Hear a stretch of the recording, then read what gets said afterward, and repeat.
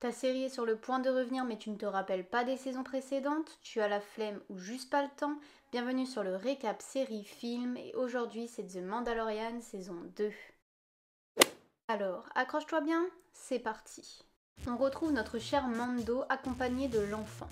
Il retrouve le criminel Kor Goresh qui assiste à un combat. Mando pense que ce dernier est susceptible de lui indiquer où se trouvent d'autres Mandaloriens qui pourraient l'aider dans sa quête de ramener l'enfant chez lui. Mais les choses tournent mal, Goresh veut l'armure en Beskar de Din Djarin, s'ensuit alors un combat. Goresh est à sa merci et ce dernier lui révèle qu'un autre Mandalorien se trouve sur Tatooine. Mando s'y rend donc, laisse son vaisseau à Pelimoto puis part pour le petit village de Mon Pelgo. Il y fait la rencontre du Marshal, un mec veillant sur le village. Ce dernier porte bel et bien une armure mandalorienne, mais il révèle direct à Mando qu'il n'en est pas un en retirant son casque. N'oublions pas qu'un vrai Mandalorien n'a pas le droit d'enlever son casque et de montrer son visage à autrui. Mando exige alors qu'il lui rende de l'armure. Alors que la confrontation va éclater entre les deux, un dragon crête, un gigantesque ver des sables, traverse le village. Le Marshal lui propose alors l'armure contre ses services afin d'abattre la bête. Mando accepte. Cobb le Marshal et Mando s'allient donc avec des Tusken qui cherchent également à éliminer le dragon crête. Ils convainquent la population de Mos Pelgo d'oublier tous les différends avec ces derniers et tous se rendent devant la grotte du dragon pour tenter de s'en débarrasser. La tâche est particulièrement compliquée et finalement c'est Mando qui parvient à tuer l'animal géant en le laissant l'avaler alors qu'il portait des explosifs. Il ressort alors de la bête à l'aide de son jetpack et la fait exploser de l'intérieur. Les Tusken récupèrent alors une perle dans ses entrailles et le Marshal lui rend l'armure qui est celle très abîmée d'un certain Boba Fett. Mando, toujours accompagné de l'enfant, repart donc à son vaisseau alors qu'un mystérieux homme le regarde au loin. Alors qu'il repart donc vers Mos Eisley, Mando tombe sur une embuscade tendue par des bandits. Il en vient à bout mais est contraint de retourner chez Pelimoto à pied. Il la retrouve en train de jouer aux cartes avec Dr Mantibule. Ce dernier connaît un contact qui pourrait lui indiquer où retrouver d'autres Mandaloriens. Ce contact est une femme grenouille qui transporte une précieuse cargaison, ses œufs. Le ou les semblables de Mando se trouveraient sur une lune nommée Trask. Elle doit elle-même y aller pour rejoindre son mari qui doit fertiliser les œufs, les derniers de sa lignée. Durant ce voyage, Mando doit naviguer en dessous de la vitesse de la lumière car les œufs seraient détruits s'il venait à utiliser l'hyperdrive du Razor Crest. Des œufs d'ailleurs qui intéressent beaucoup l'enfant qui en subtilise quelques-uns pour les manger.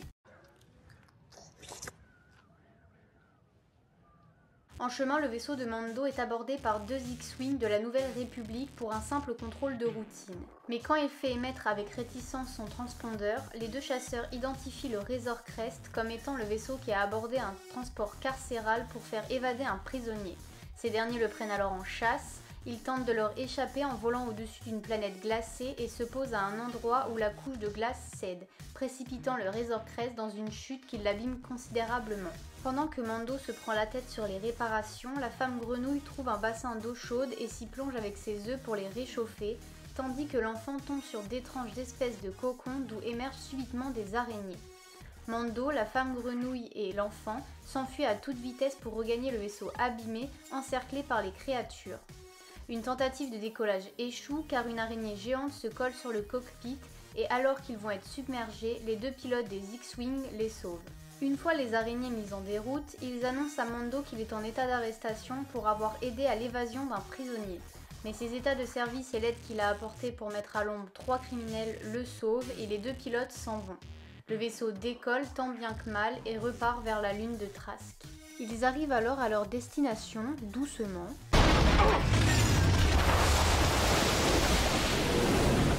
Mando paye donc quelqu'un pour qu'il répare le vaisseau et dépose sa passagère qui retrouve son mari. Toujours à la recherche de ses semblables, il obtient un passage sur une embarcation qui doit le mener sur une île où se trouvent d'autres Mandaloriens. Mais les marins pêcheurs, attirés par son armure en Beskar, tentent de tuer Mando et l'enfant en les jetant dans la gueule d'un monstre aquatique prisonnier du bateau. Ils sont sauvés par l'arrivée de 3 Mandaloriens. Dès que Mando les remercie et leur explique que sa tâche est de ramener l'enfant auprès de ses semblables, qu'il nomme les Jedi, ceux-ci retirent leur casque. Pour Mando, ils ne sont donc pas Mandaloriens. La voix de Mandalore interdisant de retirer le casque en présence de tout être vivant, mais leur chef, Bo-Katan, le contredit et lui explique qu'il existe plusieurs clans. Elle est l'héritière du clan Kryze de Mandalore et suppose que Mando fait partie du clan Death Watch, qu'elle décrit comme une secte de fanatiques. De retour au port de nuit, Mando est attaqué par le frère d'un des membres de l'équipage abattu plus tôt. Une fois de plus, Bo-Katan et ses 2 acolytes interviennent pour le tirer d'affaire. Elle lui dit qu'elle sait où il peut trouver des Jedi, mais qu'auparavant, il doit les aider à prendre possession d'un cargo des Impériaux rempli d'armes. Ils se lancent donc tous les 4 à l'assaut du vaisseau qui vient de décoller et parviennent à battre tous les Stormtroopers. Le commandant du cargo appelle alors Moff Gideon et ce dernier ordonne de crasher le vaisseau.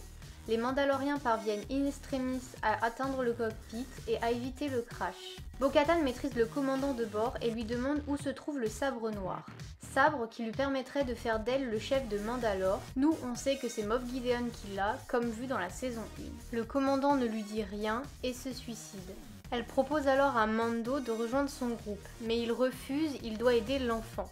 Elle lui explique donc qu'il doit aller dans la ville de Colodan, sur la planète forestière de Corvus, où il trouvera une Jedi nommée Ahsoka Tano et devra lui dire qu'il vient de sa part. Mando repart alors avec l'enfant à bord du Razor Crest. Mais le vaisseau est en trop mauvais état pour permettre à Mando d'emmener l'enfant jusqu'au Jedi.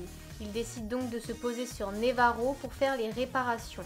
Il retrouve alors Greef Karga et Cara Dune qui est devenue la marshale des lieux. Karga engage des mécaniciens pour qu'ils remettent à neuf le Razor Crest. Ils se rendent ensuite dans l'ancien bâtiment où se trouvait le client. C'est devenu une école où Mando laisse l'enfant pour aller aider Karga et Dune pour une mission.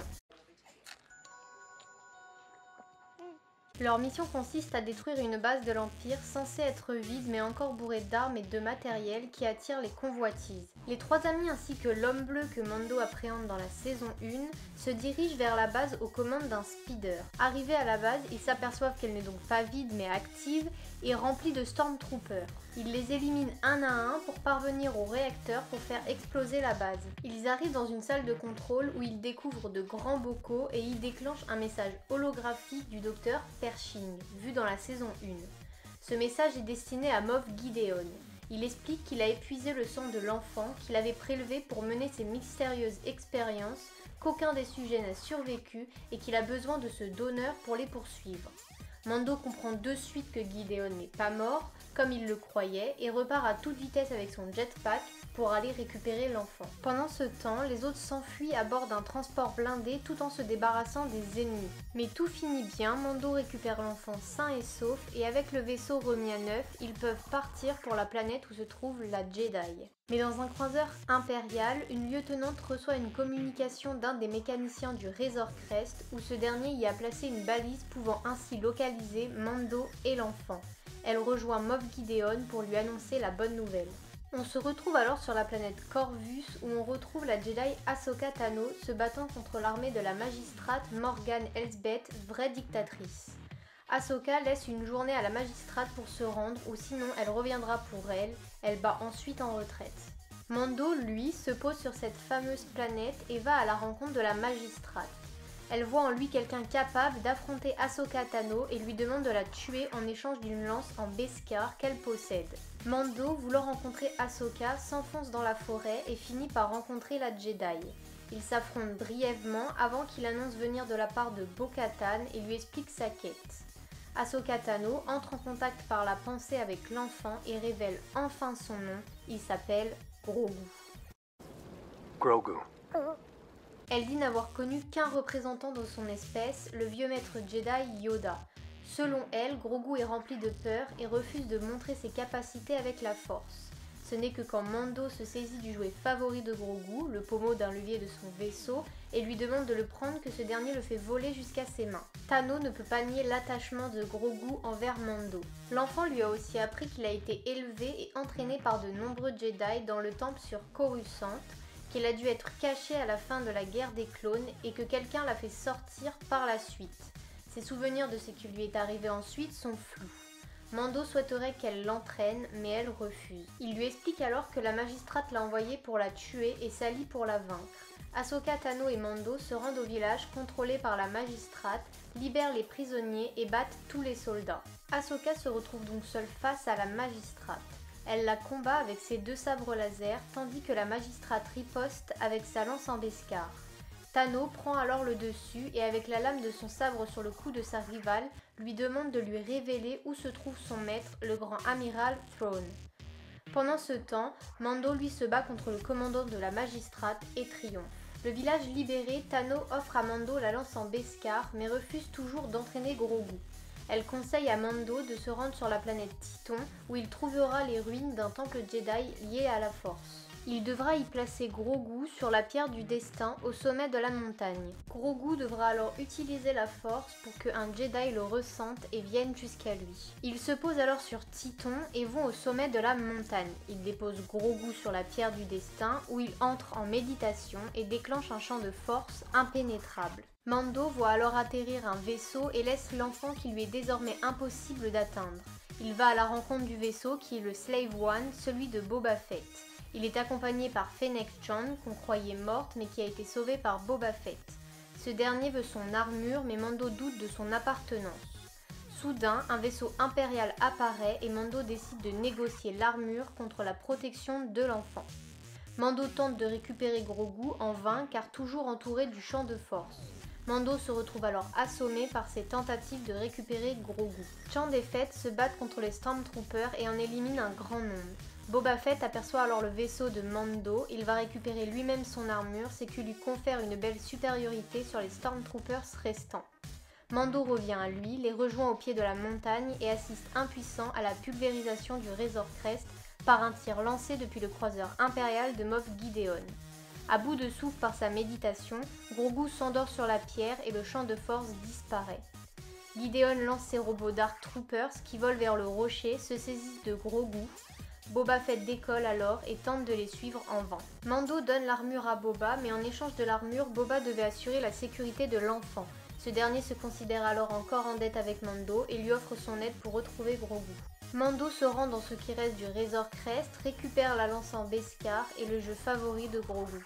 Mando monte alors dans le Slave One et va monter sa petite équipe composée de Boba Fett, Fennec et de Cara Dune qu'ils vont chercher. Enfermé à bord du croiseur, Grogu se sert de la force pour mettre à mal les Stormtroopers qui l'entourent. L'enfant faiblit et Gideon lui brandit le sabre laser noir sous le nez, puis les Stormtroopers l'endorment et le mettent au fer. Notre équipe se rend donc dans une sorte de prison pour récupérer grâce à Cara, le Marshal, un ex-tireur d'élite impérial Mefel vu précédemment dans la saison 1. Il est censé connaître les codes et les procédures qui permettraient de localiser le croiseur impérial de Moff Gideon. Ils se rendent alors sur Morak, dans une raffinerie clandestine où ils pourront trouver un terminal impérial pour localiser Gideon. L'équipe se met alors en place, Cara et Fennec en position de tir sur les hauteurs, Boba Fett à bord de son vaisseau prêt à décoller, tandis que Mando et Mefel prennent possession d'un véhicule impérial et volent les équipements des deux chauffeurs. Mando se défait ainsi de son armure en Beskar et enfile les habits et le casque de l'ennemi. Ils atteignent tant bien que mal la base.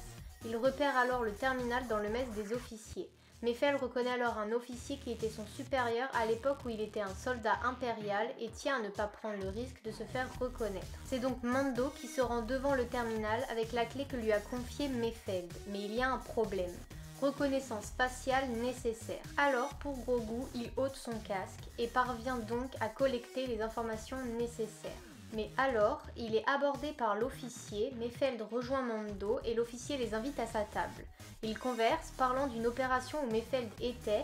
Traumatisé à cause de cette opération, il sort son blaster et abat l'officier. Ils sont donc assaillis par des troupes, se tapent avec, et Mando remet son masque avant de s'échapper à l'extérieur avec Mefeld, où ils reçoivent l'appui de Cara et Fennec. Boba Fett vient alors les récupérer sur le toit de la raffinerie. Mefeld parvient donc à pulvériser la raffinerie. Il retrouve alors Dune et Shand dans la forêt, où Cara et Mando laissent Mefeld partir, le déclarant mort dans la raffinerie. L'équipe repart donc en possession des coordonnées de Moff Gideon. Mando envoie d'ailleurs à ce dernier un message holographique le menaçant, reprenant les mêmes mots que Gideon sur Nevarro. Alors que le docteur Pershing est en route vers le croiseur de Moff Gideon, il est pris en chasse par le Slave One, où l'équipe parvient à faire prisonnier le docteur et à récupérer le croiseur. Il se pose et retrouve Bo-Katan et la Mandalorienne Koska. Mando lui demande de l'aide pour affronter Moff Gideon et récupérer l'enfant. Bo-Katan accepte à la condition qu'elle récupère le sabre laser noir qui l'aidera à régner sur Mandalore et que Mando se joigne à elle pour la reconquête quand il aura mené sa quête à bien. Pershing les aide à prendre connaissance de la disposition à l'intérieur du croiseur et l'endroit où Grogu est retenu prisonnier. Ils mettent alors en place une mise en scène pour entrer dans le vaisseau. Le croiseur capturé plus tôt contenant l'équipe est poursuivi par le Slave One piloté par Boba Fett afin qu'on leur autorise l'accès au vaisseau de Gideon. Cara, Fennec, Bo-Katan et Koska se dirigent vers la passerelle de commandement en éliminant les Stormtroopers sur leur passage, tandis que Mando part retrouver l'enfant pour le libérer. Moff Gideon fait alors activer les Dark Troopers et Mando arrive juste à temps pour éliminer le premier droïde sorti du local avec sa lance en Beskar, puis parvient de justesse à empêcher la porte derrière laquelle se trouvent tous les autres de s'ouvrir et parvient avant à les expulser dans le vide spatial. L'équipe de Cara atteint la passerelle de commandement mais Gideon ne s'y trouve pas. Mando le découvre dans la cellule de Grogu, le menaçant avec le sabre noir. Gideon explique qu'il n'a plus besoin de l'enfant car il a collecté tout le sang nécessaire. Ce dernier attaque alors Mando et ils se battent. Mando prend le dessus, bat Gideon et récupère le sabre et l'enfant. Il l'amène alors dans la passerelle du commandement. Mando veut donner l'arme si symbolique à Bo-Katan, mais ça s'avère impossible. Elle ne peut pas s'en saisir car il faut se battre et vaincre son possesseur pour l'obtenir. Ce que vient justement de faire Mando, qui est donc désormais et contre son gré, le propriétaire du sabre. C'est alors que les Dark Troopers reviennent dans le vaisseau et commencent à essayer de défoncer la porte de la passerelle. Alors qu'ils vont y parvenir, un X-Wing arrive et un Jedi qui a manifestement entendu l'appel de Grogu sur la pierre du destin en sort. Il détruit facilement l'ensemble des droïdes noirs et parvient devant la porte. Mando lui ouvre et on découvre alors Luke Skywalker. Il explique à Mando qu'il doit repartir avec Grogu car il a besoin d'être formé. Grogu accepte à contre-cœur et dit adieu à Mando qui le prend dans ses bras et retire son casque pour qu'il puisse le voir. Il promet alors à Grogu qu'ils se reverront.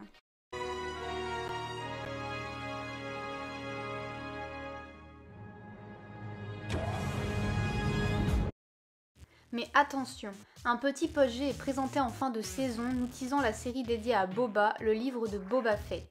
L'histoire de Mando et Grogu est complétée dans cette série. Dedans, Mando décide de rendre visite au petit Grogu pour lui ramener un petit cadeau. Cependant, alors qu'il est à quelques pas de ce dernier, il rencontre Ahsoka qui lui fait rebrousser chemin sans le voir. Il donne le cadeau pour Grogu et part. Grogu doit couper tous ses liens avec Mando, il doit choisir la force et rien d'autre. Mais Grogu pense à Mando et Luke lui lance un dilemme. Il doit choisir entre un sabre laser ou le cadeau de Mando, une petite armure en Beskar, soit la force ou Mando. Alors que Mando a rejoint Boba pour l'aider dans sa quête sur Tatooine, il retrouve alors Grogu qui est venu le rejoindre portant sa petite armure en Beskar. Il a donc choisi Mando, nous permettant ainsi de les retrouver pleinement tous les deux dans la saison 3. Et voilà, la vidéo est terminée, j'espère que ça t'a plu et aidé. On se retrouve la semaine prochaine pour un autre récap. A plus!